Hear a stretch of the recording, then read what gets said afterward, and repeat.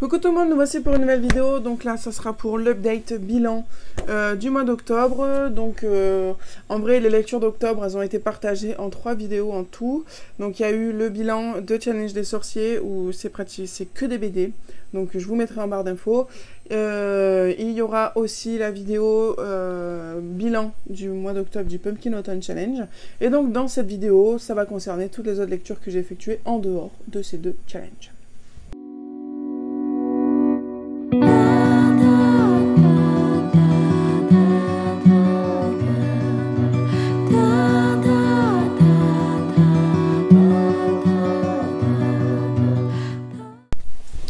Donc on va commencer avec L'ombre de Brivel de Aurélie Moulin. Ça a été un service presse vraiment sublime parce que Aurélie Moulin est une autrice que je suis depuis ses débuts. Et j'ai été super contente de pouvoir lire ce livre en numérique en service presse. Donc là on est sur plutôt un thriller.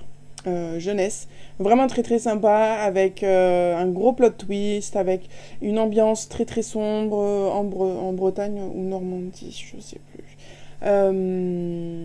avec une histoire de meurtre entre amis lors de vacances d'été, et 2 ans après les événements, l'une des personnages principales va revenir sur les lieux et essayer de démêler le vrai du faux, parce qu'elle va à tout prix savoir ce qui s'est réellement passé.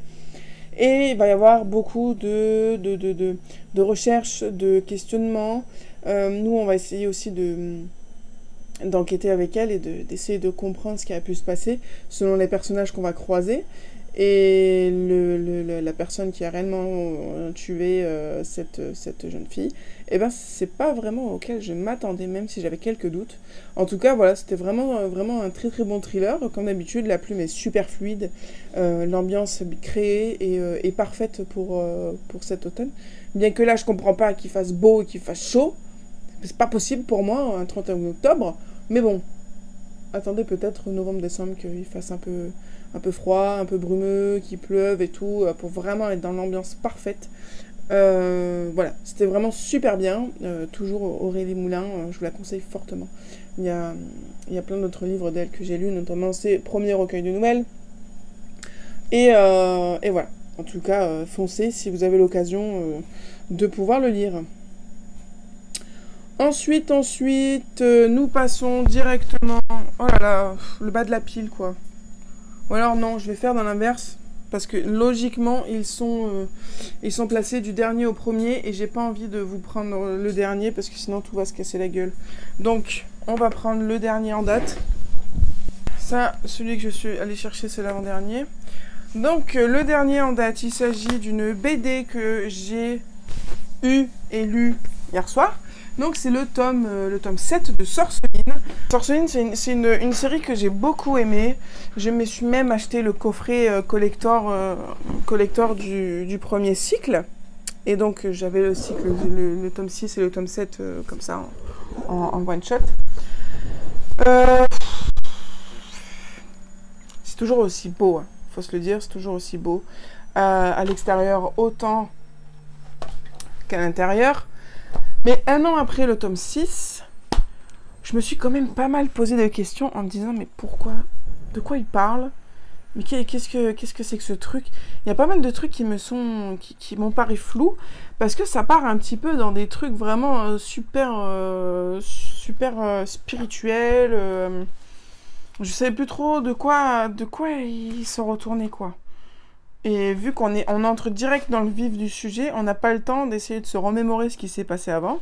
On doit à tout prix se concentrer sur ce qui se passe dans ce tome 7 pour tout comprendre. Parce que il y a parfois quelques trucs où je me suis dit, mais de quoi ils parlent? Mais pourquoi ils font ça et tout? Enfin, ouais, j'ai eu un peu de mal de me remettre dedans, de me remettre toutes les pièces où il faut, comme il faut. Bon, je suis sortie de cette lecture, je me suis dit, bon, ok... j'ai à peu près compris ce qui s'est passé, mais pas trop. Donc je pense que avant la sortie du tome 8, je vais me relire le 6-7. Voilà, parce qu'après c'est le cycle 1, donc c'est vraiment à partir du tome 6 où ça prend toute une tournure, mais je vais, avant de lire le tome 8 l'année prochaine, je vais me relire le 6 et 7 pour vraiment comprendre l'ensemble de l'histoire. Parce que voilà, ça devient un petit peu fou, quoi. Ça part un peu dans tous les sens. Et ça se finit de manière totalement... je sais pas. J'ai pas compris. Bon, en même temps, elle non plus n'a pas compris. Mais, mais voilà. En tout cas, je pense que le tome 8 pourra nous éclairer sur cette fin. Mais voilà, je ne ferai pas la même bêtise de lire le tome 7. Bon, après, on n'a pas le choix, ça sort un an après. Mais j'aurais dû lire le tome 6 avant. Donc, ne faites pas la même bêtise que moi, si le tome 6 est un peu flou dans votre esprit. Ensuite, j'ai lu trois superbes contes de Noël chez les éditions Les Échos, mais ça, je vous en parlerai directement sur mon compte Instagram, parce que là, c'est pas trop encore le mood de Noël, en tout cas sur ma chaîne. Donc voilà, je vous en parlerai de ces 3 petits contes ici, sur la chaîne, enfin sur Instagram directement. Ensuite, ce matin... Non, c'était hier. Hier, j'ai lu ce super livre, Les terrifiantes aventures d'Horrifique Jolie chez Seuil. J'ai adoré lire cette histoire. C'est sorti le 16 octobre. Donc, c'est une histoire qui fait 244 pages. On est avec Émilie Jolie, alias Horrifique. Elle tanne ses parents pour qu'ils l'appellent Horrifique, parce que c'est le nouveau prénom qu'elle a choisi. Et donc, elle vit une vie de famille séparée. Sa mère s'est remise avec Gustave, qu'elle appelle Gus, parce que ça l'énerve, donc elle aime bien. Et en fait, Émilie adore tout ce qui est sombre, tout ce qui est, comment on appelle, satanique. Voilà. Donc, l'histoire va partir sur le fait qu'elle ait dessiné un pentacle avec du paprika sur le joli tapis blanc de son beau-père. Sauf que bah, ça ne part pas, ça fait une grosse tâche. Son beau-père n'est pas content, sa mère la prive de tous ses gadgets numériques. Et pour essayer d'arranger les choses, essayer de récupérer tout ce qu'elle a perdu, elle va faire appel au diable pour lui demander de laver son tapis. Vous vous doutez bien que le diable va faire des petites conneries, des petites fourberies, et puis elle va se retrouver à devoir voyager en enfer pour récupérer ce qui lui a été enlevé. Donc, dans l'histoire, c'était vraiment génial. J'ai beaucoup aimé l'histoire. C'était très, très original, j'ai trouvé. Et puis surtout, j'ai bien aimé la relation entre elle et son père. Parce que bon, sa mère va apparaître au début et à la fin du roman, mais pas trop au milieu. Mais j'ai beaucoup aimé la relation avec son père qui, au début, était très compliquée. Et la relation, son intention de vouloir vraiment sauver l'autre personne qui va être en danger. Et voilà, vraiment une très très bonne histoire. C'est un tome 1, donc ça c'est une série que je suivrai aussi parce que le tome 1 se finit sur la possibilité d'une nouvelle aventure. Et voilà, vraiment j'ai beaucoup aimé le personnage d'Horrifique Jolie est vraiment super. Vraiment, vraiment très très très très bien, très très drôle, à la fois profonde, à la fois courageuse, téméraire et voilà. Vraiment, j'ai beaucoup aimé ce personnage-là, qui sait ce qu'elle veut et puis qui n'a peur de rien quand ses proches sont en danger. Ensuite, j'ai lu La montagne aux dragons. J'ai énormément aimé cette histoire. Vraiment, vraiment beaucoup. C'était vraiment très, très drôle. 120 pages seulement, mais vraiment super bien. C'est un livre graphique. Enfin, un roman graphique, on peut dire ça comme ça, parce que l'illustration prend vraiment une grande place dans ce bouquin. Donc il fait 120 pages, et donc La montagne aux dragons, on va suivre 2 jeunes sorcières qui sont en train d'apprendre la magie avec leur oncle. Et puis, de manière totalement inopinée, ils vont tomber sur un jeune garçon qui détient un œuf de dragon, et donc leur périple va tourner autour de rendre l'œuf de dragon à la maman dragon.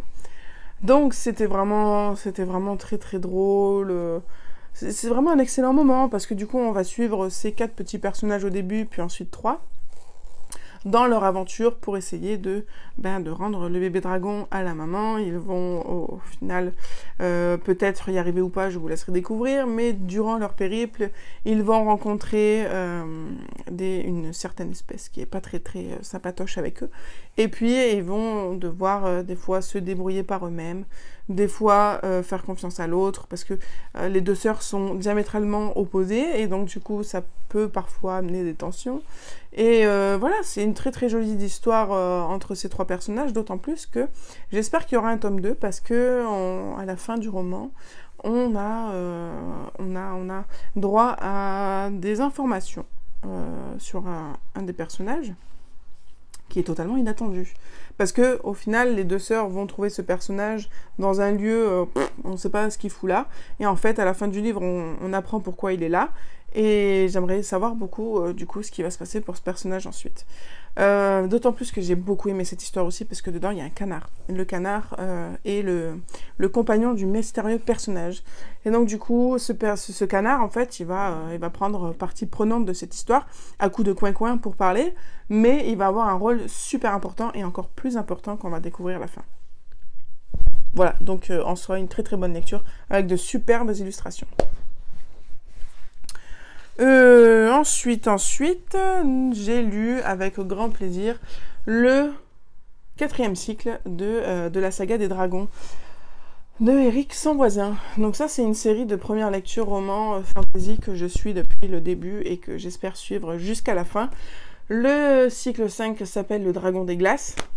Donc j'espère pouvoir le lire très prochainement. Après, je suppose que là, vu que la bibliothèque ont acheté tout nouvellement le cycle 4, j'espère que l'année prochaine, ils auront le cycle 5.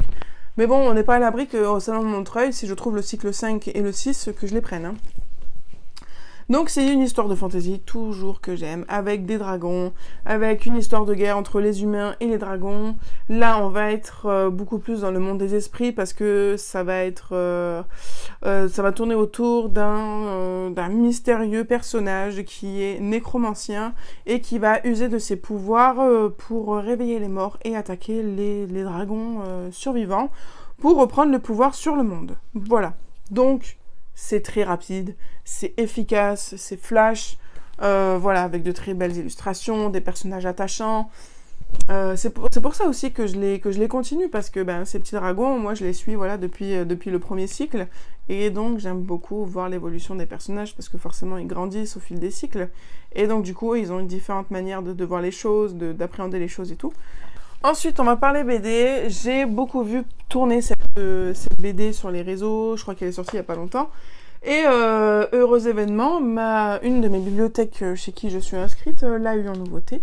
Donc, je l'ai empruntée. J'ai bien aimé. J'ai bien aimé cette BD. Au début, j'étais un peu effrayée de voir les 80 pages et de voir un petit peu les planches. Et puis au final, je me suis vraiment laissée prendre au jeu. Donc, ça va se passer à la fin du 19e siècle. On va suivre Eden Glitter, qui va se jouer un petit peu enquêtrice parce qu'elle va travailler dans une association pour les animaux, donc elle est contre la maltraitance animale, et son boulot principalement est de faire arrêter les combats clandestins d'animaux. Et elle va se faire aider par ces 2 jeunes enfants qui sont malheureusement à la rue. Et du coup, voilà, ça va beaucoup tourner autour des animaux. Elle va mener l'enquête pour essayer de comprendre comment un chien a atterri dans la Tamise. Voilà. C'était vraiment super bien. J'aime beaucoup. C'est un tome 1, donc ça aussi, c'est une série de BD que je me procurerai, je pense, si je les vois à Montreuil, parce que vraiment très très sympa. Une ambiance très sympathique aussi. Donc voilà, le tome 2, c'est ça, il est à paraître, ça s'appelle Le Monde à l'envers. Donc voilà, si je tombe dessus à Montreuil, je me les prendrai, parce que c'est vraiment typiquement le type de BD que aimerait mon mari aussi, mais là, il a pas mal de choses à lire aussi, et puis celle-là, je dois la rendre. Donc voilà, ça sera un très bon moment passé. Et puis voilà, ça parle vraiment des animaux, de la maltraitance des animaux. On va parler un petit peu des prémices des lois sur la protection des animaux, sur les combats des animaux illégaux, voilà. Vraiment très très bien. Et puis il y a aussi toute une histoire, voilà, autour de l'argent, autour des magouilles hein, à cette époque-là, autour aussi des enfants. On va découvrir l'histoire des enfants, pourquoi ils se retrouvent à la rue. Enfin voilà, il y a vraiment pas mal de choses qui sont abordées dans cette BD. Et donc voilà, pour moi elle est super complète et vraiment une très très belle surprise. Ensuite, autre BD que j'ai adoré, Mamayou, le tome 2 de Marie Tibi et Leila Benabid, donc une autrice et une illustratrice que je connais bien. Et j'avais super hâte de lire le 2e tome de Mamayou. J'ai même travaillé sur le 1er tome avec les classes que je reçois à la bibliothèque, donc c'était vraiment super sympa. J'avais super hâte de lire le tome 2. Et là on va retrouver Mamayou dans des situations toujours plus cocasses, qui va tourner autour de la jalousie. parce qu'il va se retrouver à devoir cohabiter pendant un certain moment avec un chien.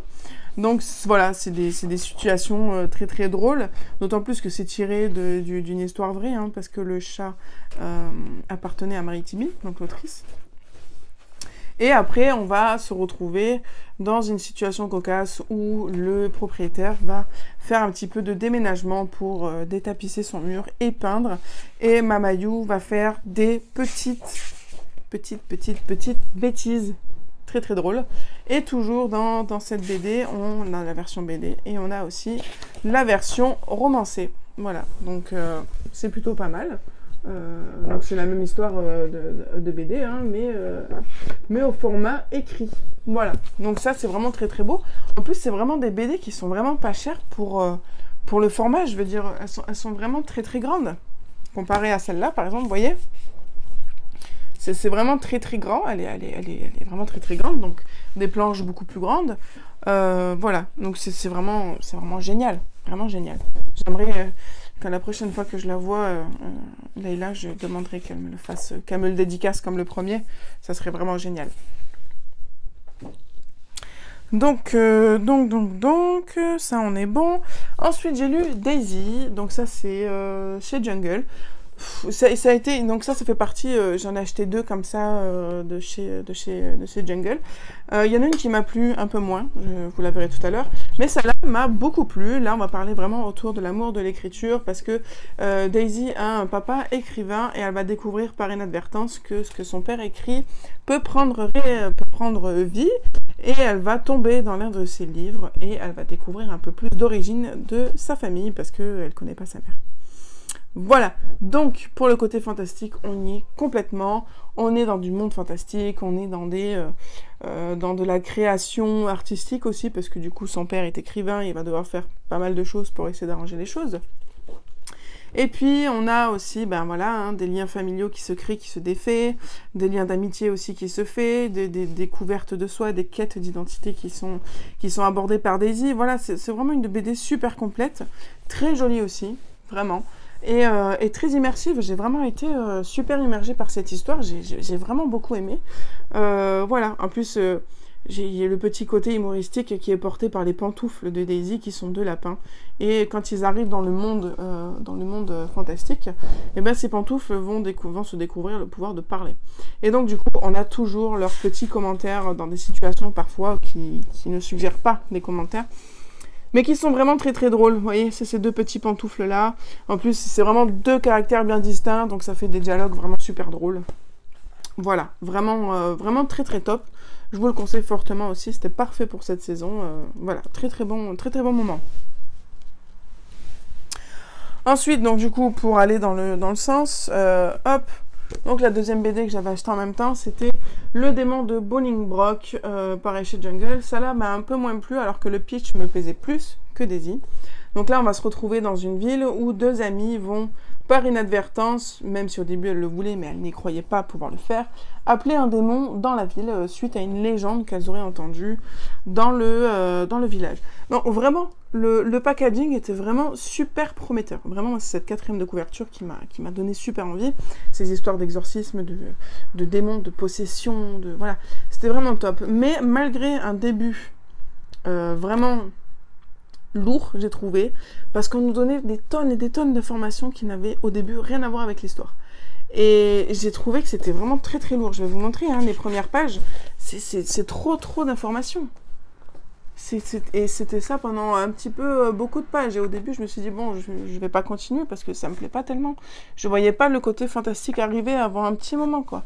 Et du coup, le début du livre, c'était plutôt des tranches de vie, alors qu'on nous prémet par le packaging et le 4e des couvertures, des forces obscures, voilà, plein de fantastique. Et donc, les choses mettent un peu de temps à se manifester. Après, dans les tranches de vie, on aborde des sujets super importants. Mais j'ai trouvé que c'était pas trop en concordance avec ce que nous promettait la 4e de couverture. Peut-être que ça aurait pu être abordé autrement, peut-être plus au fil de l'histoire que tout d'un coup au début, parce qu'on va parler de l'identité, on va parler de harcèlement, parce que du coup ça va être l'histoire d'un duo d'amis, dont l'un était un garçon et puis a fait sa transition pour devenir fille. Ce qui n'a pas été facile au début, on l'explique bien. On va parler surtout de l'histoire d'amitié des deux. Donc voilà, il y a pas mal de choses qui se passent au niveau social, au niveau caractère, etc. Et le côté fantastique perd un peu. Je pense qu'on aurait pu mettre les choses tout en même temps et de manière beaucoup plus fluide que vraiment tout d'un coup. Donc c'était peut-être la seule chose que je reproche à cette BD, parce qu'ensuite, une fois que les choses sont embrayées, ça se passe très très bien, et au final, j'ai bien aimé le dénouement, même si après, vers la fin, ça partait un petit peu dans des trucs trop perchés pour moi, donc j'ai parfois dû relire les passages pour bien comprendre ce qui se passait. Mais après, au final, ça s'est bien passé. Voilà, c'était bien, mais c'était pas non plus faramineux comme Daisy, par exemple. Donc, c'est Le fantôme de Suzanne Fougère. C'était un roman pas mal. J'étais un petit peu déçue parce que ça partait après. L'histoire était pas mal dans le sens où on était vraiment avec des fantômes à la recherche du passé de ce fantôme pour qu'elle puisse reposer en paix. Mais ce fantôme va se lier d'amitié du coup avec l'héroïne qu'on va suivre. Mais ça va partir des fois un peu trop en gaminerie.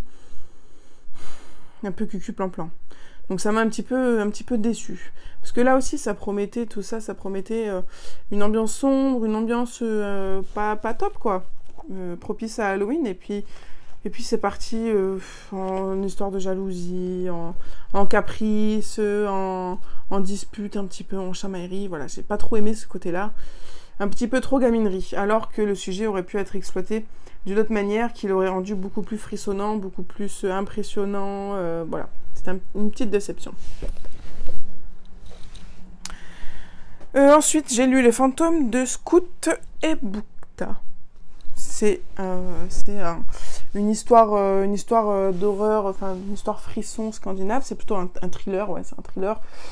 Donc là, j'ai beaucoup aimé cette histoire.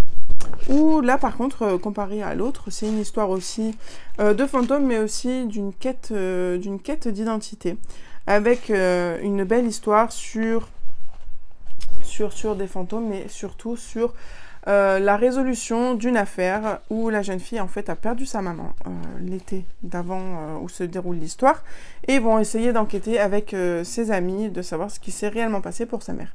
Donc en fait, je ne savais pas, mais en fait ce livre-là fait partie toute une série en fait d'enquêtes, et donc du coup celui-ci était le tome 4. Donc heureusement que c'était bien expliqué, pour que j'ai pas à me lire les 3 premiers tomes pour lire le tome 4. Mais au final, ça va, c'était pas mal ficelé, donc j'ai pas eu forcément de moment de questionnement par rapport à l'histoire. Mais voilà, j'ai bien aimé la résolution de cette enquête, que j'ai trouvé très sympa, avec une petite chasse au trésor en prime. Voilà, c'était très sympa, très rapide, hein. On est sur du court roman aussi. Mais voilà, c'est très sympa pour les moments où un petit peu charnière entre 2 romans d'horreur, par exemple. Voilà, ça se glisse parfaitement, ça se lit très très bien. Ensuite, j'ai lu Araminta Spooky, le tome 1, donc le tome 1 qui s'intitule La Maison Hantée.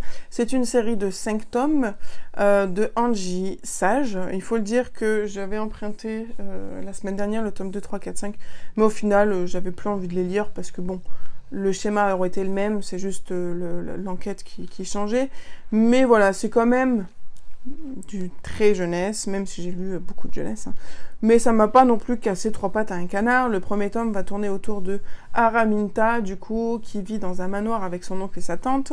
Sa tante commence à en avoir vraiment ras-le-bol de ce manoir hanté, et elle va décider de le vendre, et en fait Araminta va vraiment tout faire pour ne pas vendre cette maison, jusqu'à qu'il y ait un dénouement un petit peu inattendu, mais plutôt positif dans l'ensemble.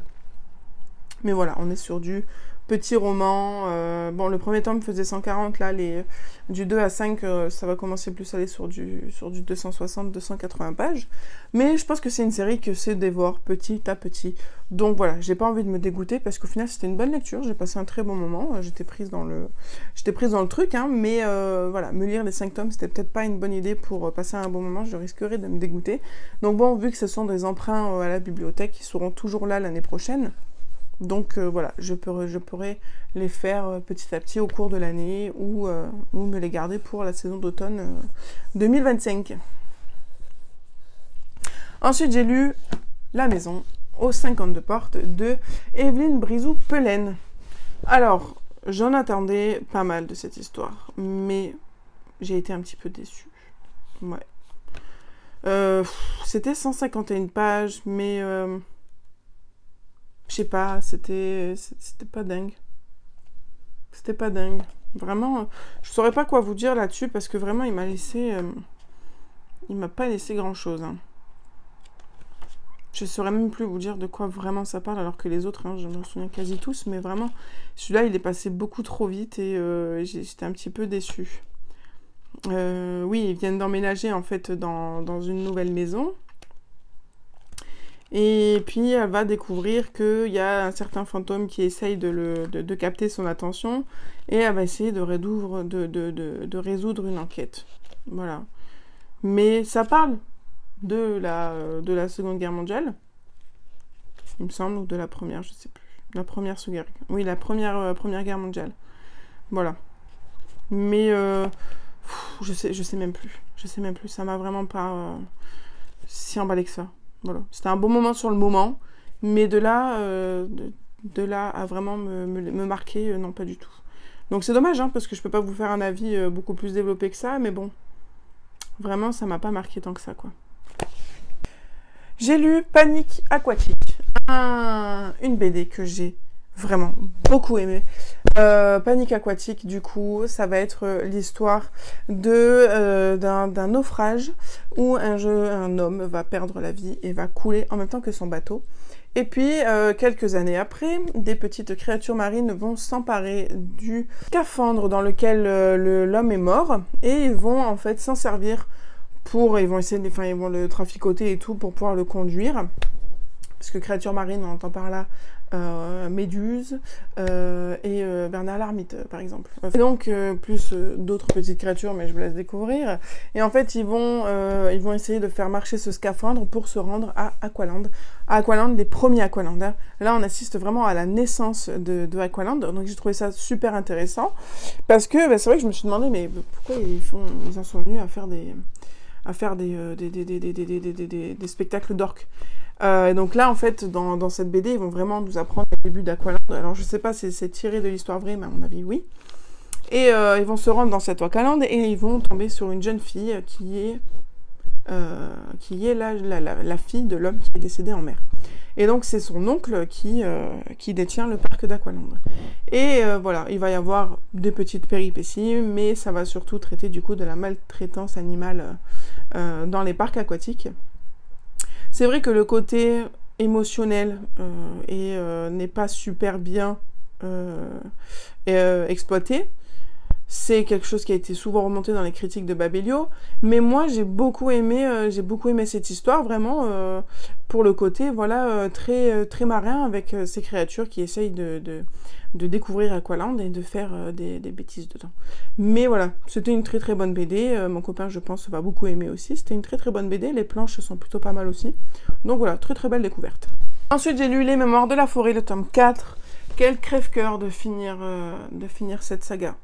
Je pense que ce livre-là est un joyeux mixte de des 4 tomes dans leur entièreté, parce que du coup, on va réaborder tous les sujets qui ont été abordés dans les 4 tomes, et c'est un très beau final, je trouve, mais très triste quand même de ne plus retourner dans cet univers-là, avec ces animaux, avec ces personnalités, tout haut en couleur. Après, ce que j'ai bien aimé dans ce tome 4, c'est que l'auteur nous a fait, et l'illustratrice nous ont fait un joli arbre généalogique, parce que du coup, là, c'est vrai que le petit point sombre qui m'a un petit peu peiné, c'est que vu que l'histoire se passe 25 ans après le tome 3, eh ben on saute quelques générations. Et donc du coup, le temps de me remettre tous les personnages de qui est le petit-fils de qui, le grand-père de qui, etc. Ça a été un petit peu laborieux au début, mais après ça s'est fait, et après j'étais complètement plongée dedans, et j'ai les lu d'une traite. Vraiment d'une traite. J'aurais pas dû aller aussi vite, hein, mais bon, c'est malgré nous, hein. La plume est vraiment sublime, l'histoire est très très belle. Là, on va vraiment parler de ce que c'est un foyer. Vraiment. On va parler de la différence entre chacun. On va parler de magie, parce que du coup, on va parler de la légende d'un arbre aveux. Les premières pages sont déjà très très difficiles. Je l'avais mis en story, au bout de 40 pages, j'avais déjà le cœur en miettes parce qu'il se passe quelque chose qui me touche énormément, qui m'a vraiment touchée, et dans lequel j'ai imaginé mes enfants, ma famille, enfin voilà. Dès les premières pages, on sent la ligne directrice que va prendre l'histoire, et voilà. Vraiment, accrochez-vous pour ce 4e tome, parce que c'est le pire au niveau sentimental des 4. Ensuite, avec mon mari, on a joué au dernier Tuer les héros du Royaume d'Hadès. C'était vraiment super. J'adore ces livres-jeux. Larousse font un travail exceptionnel sur ces livres-jeux. Les 2 premiers tomes étaient de Anne-Gaëlle Balp. Et j'ai toujours aimé, j'ai adoré. Non, c'est les 3 premiers. Les 3 premiers étaient de Anne-Gaëlle Balp. Là, j'ai le Tuer l'héros de la forêt ensorcelée, Tuer l'héros de la pyramide oubliée, et de la pyramide secrète et du château oublié. Donc il y en a 3. Donc celui-ci c'est le 4e, c'est pas la même autrice. Ici, c'est écrit par Richard Normandon et Alexandre Cochet. Donc 2 auteurs inconnus au bataillon. Mais ma foi, j'ai bien aimé celui-ci aussi. Il est beaucoup plus corsé que les autres. Et j'ai beaucoup aimé ce livre-là, surtout parce qu'on va parler de mythologie. On va parler du coup de la mythologie grecque, hein. On va découvrir, selon nos parcours, certains dieux et déesses. Mais on va surtout découvrir Morphée. J'ai appris pas mal de choses sur l'histoire de Morphée. J'ai appris aussi plein d'autres choses sur plein d'autres dieux. Et c'était vraiment très sympa. Mon mari a laissé sa feuille d'aventure. Et j'aime vraiment beaucoup, surtout que on a des combats. Il est un peu plus corsé aussi, hein. Il y a pas mal de pièges dedans. Parce que c'est soit on est courageux, mais trop, soit on n'est pas assez, mais pas du tout. Et donc du coup, voilà, c'est vrai que j'ai perdu plus de fois dans cette aventure-là que dans les autres. J'ai dû refaire l'histoire 5 fois pour arriver à la fin.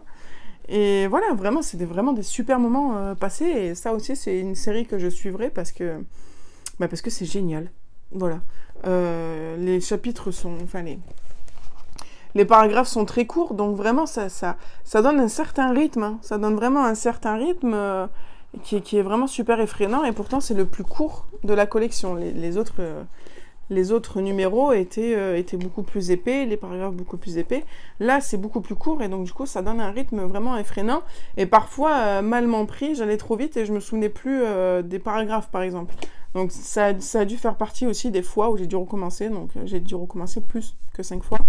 Mais voilà, c'est vraiment sympa. En plus, c'est vraiment un livre clé en main où quand on joue, on a les feuilles d'aventure dedans, mais j'aime pas écrire dans les livres, donc on les a à dispo sur le site de Larousse pour les imprimer directement. Et puis c'est le genre de livre aussi où quand il faut jeter les dés, en fait, en bas de page, c'est pas des numéros de page que vous avez, c'est des dés. Et donc du coup, quand ils vous disent lancez le dé pour voir votre score de vie, en fait, vous faites défiler les pages, vous vous arrêtez et vous voyez, voilà, il n'y en a pas évidemment, vous voyez le chiffre qui est indiqué sur le dé. Voilà, et chaque fois pour lancer le dé, c'est pareil, vous faites défiler les pages et vous prenez le chiffre qu'il y a sur le dé. Donc voilà, c'est vraiment très très sympa, il y a des scènes de combat, des objets à récupérer, des énigmes à résoudre, voilà, vraiment très très riche. Donc ça, j'ai super hâte que ça continue aussi pour qu'on puisse jouer encore à d'autres aventures. Toc. Ensuite, j'ai lu L'école de la trouille, le tome 1. Donc ça, c'est des petites nouveautés. Il y a le tome 1 et 2 qui est sorti en même temps. Ça aussi, je le vois beaucoup passer. Donc c'est des petits livres vraiment très très courts, très très illustrés, donc pas énormément de texte, écrit gros en plus. Voilà, c'est très très drôle, une école où il se passe un petit peu des trucs bizarres à la tombée de la nuit. Vraiment très sympa. Si j'ai le tome 2 à la bibliothèque, je me le procurerai aussi. Mais ça se lit très facilement, hein, et ça c'est facilement recommandable aux plus jeunes pour les premiers frissons, même avant Chair de poule. Hein. Donc voilà, vraiment très très sympa ces petites lectures. Ensuite, j'ai lu Les Sorcières de Brooklyn, le tome 2. Donc ça, c'est une série de BD que j'adore vraiment. J'ai super hâte de lire le tome 3. Pour l'instant, il est bloqué parce que c'est une nouveauté, donc la BDP ne le prête pas encore en bibliothèque. Mais dès qu'il le sera, je vais me jeter dessus. J'adore cette histoire. Là, on va aborder le sujet de jalousie entre amis adolescents. Donc c'est des sujets un petit peu pointilleux. On va découvrir d'autres sorcières dans l'entourage des deux vieilles sorcières. On va découvrir de nouvelles façons de faire de la magie. Voilà, c'est vraiment très très beau. On va découvrir un certain pouvoir pour Lyon. Très très bien, vraiment super bien. Ça c'est des BD aussi que j'aimerais bien avoir à la maison. Mais bon, là on est sur du gros format, donc des prix un petit peu différents, donc c'est pour ça que je me contente de les prendre en bibliothèque. Ensuite, des déceptions. J'ai lu La forêt magique de Oshi Gahara. C'était sans queue ni tête. Trop perché pour moi, vraiment. J'ai persisté à lire le tome 1, et pourtant j'avais le tome 1 et 2. Mais vraiment trop perché, trop perché. Poétique, hein, mais trop perché. Ouais, pour moi c'était trop dans le fabuleux pour que je comprenne quelque chose et que je m'y attache vraiment, quoi. C'est dommage, hein, elle avait du potentiel, mais ça l'a pas fait avec moi, malheureusement. Ensuite, j'ai lu avec grand plaisir le tome 2 de Amy et les derniers elfes. Donc je vous laisse la vidéo du challenge des sorciers pour avoir mon avis sur le tome 1. Mais du coup, j'ai pu lire ce tome 2 et il était vraiment à la hauteur de mes espérances. J'espère que ça se finit pas comme ça. J'aimerais bien une petite suite. Mais bon, en vrai de vrai, l'intrigue est bouclée. Donc ça se finit comme ça. Hein. Mais c'est vrai que j'aimerais bien avoir un tome 3 pour avoir la suite de notre chère Amy. Mais voilà, c'est vraiment une super BD fantasy. Très très belle en plus. Voilà. Donc je vous laisse aller voir la vidéo pour avoir le tome 1. Parce que sinon je vous spoilerai un peu trop l'histoire. Mais vraiment très très jolie, une histoire d'elfes avec des elfes noirs, des elfes blancs, des guerres de royaumes. Voilà, très très bien.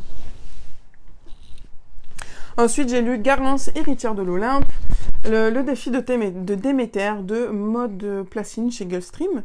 Donc ça c'est un livre que j'ai bien aimé aussi, 220 pages sur la mythologie grecque. Nous avons Garance qui fait partie d'une lignée de sorciers qui tirent leur magie des dieux et déesses grecs. Donc là, elle est vraiment dans son apprentissage pur et dur parce que au fil de l'histoire, ses pouvoirs vont s'enclencher et donc du coup, elle va devoir apprendre les 12 pouvoirs des 12 dieux et déesses. Et donc là, elle va avoir le premier défi de Déméter et c'est une trilogie, il me semble. Oui, c'est une trilogie. Donc là, on va principalement se focus sur Déméter, qui est au final la déesse du temps. Et elle va du coup faire des petites bêtises, elle va se retrouver coincée dans le passé, elle va pouvoir figer le temps. Donc c'est vraiment plutôt pas mal. L'héroïne, au début, est un petit peu lourde, est un petit peu compliquée à suivre, et puis quand les choses vont se corser, elle va devenir un petit peu plus sérieuse, et ça va être beaucoup plus, plaisible, enfin oui, plaisant à la suivre, et à suivre l'histoire. Et du coup, après, elle a CM2, elle a 10 ans, hein, donc voilà, ses idées vont un peu de partout, c'est un petit peu chaotique là-dedans, donc voilà. Mais j'aimerais beaucoup lire la suite. Donc ça aussi, ça fait partie des séries. J'aimerais beaucoup m'acheter le tome 2 s'il est au stand. Je pense qu'il sera au stand parce que le tome 3 sort en novembre. Donc je pense qu'il serait logique que Gulfstream ait le tome 2 et 3 au stand, ou voire même toute la trilogie. Donc voilà, à ce moment-là, je m'achèterai le tome 2 et 3 et je finirai cette trilogie qui m'intrigue énormément parce que du coup là, on n'en a vu qu'un seul sur les 12. Donc le 2 et 3 va vraiment être richissime en connaissances sur les dieux et déesses grecques. Parce que du coup, en 2 tomes, il va falloir qu'elle rencontre les 11 autres. Donc voilà, ça risque d'être palpitant, haletant. Voilà, ça va vraiment être dynamique, je pense. Ensuite, j'ai lu le tome 9 des Géants. Très très bon. J'ai beaucoup aimé. Donc là, on entre dans la saison 2 des Géants. La saison 1 en étant en 8 tomes. Celle-là, on est aussi en 8 tomes. Donc ça, c'est le 3e tome de la saison 2. Alors, c'est toujours la même histoire à peu près. Hein, les enfants qui... Oh là là, mon fils, il m'a collé un autocollant dessus, de feu rouge. C'est toujours la même histoire, des enfants qui se lient à des géants. Chaque cycle... Enfin, chaque cycle, oui, parce que c'est des cycles. Hein. Chaque cycle a des dieux différents, a une histoire différente, mais le schéma reste à peu près le même. Mais il y a quand même un lien de cause à effet entre chaque cycle. Hein. Et donc là, on va suivre l'invasion de ces grosses bébêtes sur la Terre. On va suivre les 3 premiers héros des premiers tomes qui vont essayer de convaincre Carvan, qui fait un petit peu le rôle de chef sur une île, et il va essayer Moon et Nangali vont essayer de le convaincre de le rejoindre pour faire front commun face à ses envahisseurs, chose un petit peu difficile parce qu'il va pas forcément vouloir les rejoindre au premier avis, et ce qui va le porter préjudice parce que s'il l'aurait fait, certaines choses ne se seraient pas passées. Donc c'était très intéressant de suivre ces personnages. Ça aussi, évidemment que c'est une série que je suivrai. Là du coup, vu que c'est le tome 9, je l'ai acheté. Et voilà, j'achèterai les tomes 10, 11 et quelques, et puis tous les autres. Hein. Je sais pas si cette saison 2 sera la dernière ou pas. Je sais pas. Mais en tout cas, là, on a la couverture déjà des 8 tomes. Donc là, on est là. Et là, nous avons le 4, 5, 6, 7 et 8. Voilà. Donc ça, c'est une série aussi que je m'achèterai. Parce qu'en plus, Jérémy et aussi mon mari les suit assidûment. Donc voilà, c'est des lectures qu'on partage. C'est vraiment super sympa de partager des lectures comme ça. Chose qu'apparemment, on ne faisait pas parce qu'ils ne lisaient pas. Mais du coup, voilà, c'est aussi pour ça que j'aime beaucoup me les procurer aussi. Parce que voilà, c'est notre petit trésor commun que j'aime bien garder. Ensuite, je crois qu'on a tout fini, parce que Amy, le premier tome, il est dans l'autre vidéo, donc nous avons parlé de tout. Parce qu'après, les autres livres, vous les voyez. Les autres lectures d'octobre, vous les voyez dans le bilan du Pumpkin Autumn Challenge du mois d'octobre. Donc, ça fait quand même 57 lectures au mois d'octobre. Là, c'est situation exceptionnelle, donc effet exceptionnel. Normalement, l'update, je le fais en 2 fois sur le mois. Mais là, bon, avec le déménagement et tout, je pouvais pas. Donc, j'ai essayé de faire 3 vidéos avec chaque lecture pour chaque challenge. Et ensuite, une 3e vidéo sur tous les autres livres qui ne sont pas rentrés dans le challenge. Et je me rends compte quand même que même hors challenge, j'ai quand même beaucoup lu. Donc voilà, sans forcément non plus me mettre la pression. Hein, je suis restée parfois 1 ou 2 jours sans lire, ou des soirées sans lire. Voilà, c'est juste une bonne gestion de temps. Et puis il faut carrément le dire que je consacre tout mon temps libre à ça et à mon fils. Donc quand bébé dort, je lis. Et puis voilà quoi. Ou quand bébé est calme et qu'il joue tout seul et qu'il n'a pas envie de faire quoi que ce soit avec maman, et maman elle lit. Voilà, tout simplement. Et puis le boulot fait que aussi, mais bon, on va pas s'étaler là-dessus. En tout cas, voilà, écoutez, je vous fais plein de gros bisous. Moi, ça va être pas mal de boulot de monter tout ça. Parce que les 2 vidéos font 40 minutes chacune. Et là, je vais filmer le book haul. Voilà, ça promet aussi parce qu'il y a, je crois bien, 60 livres. Voilà. Écoutez, je vous dis à très bientôt sur la chaîne. Je vous fais plein de gros bisous et puis à très vite.